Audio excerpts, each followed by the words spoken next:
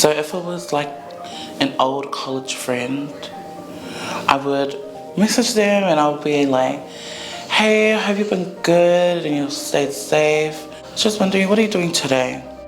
Or how have you been? Yeah, I like to schedule little dates. Wednesday, make yourself available. We're going for coffee, we're going for breakfast. Just letting yourself breathe before entering that place again.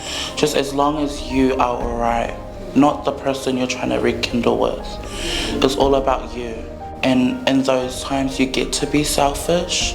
Even if you're not selfish, you get to be selfish for yourself, for your own state of mind. Keep in contact through messages, video call. I just rock up to their house because they have to answer the door. We're coffee lovers, so we always catch up over coffee and try and actually get out and go have coffee in public at a cafe. So you can sit there in public, laugh, cry, eat.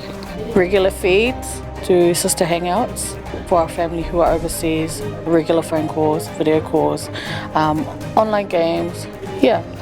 Just always capturing moments with our families, our loved ones.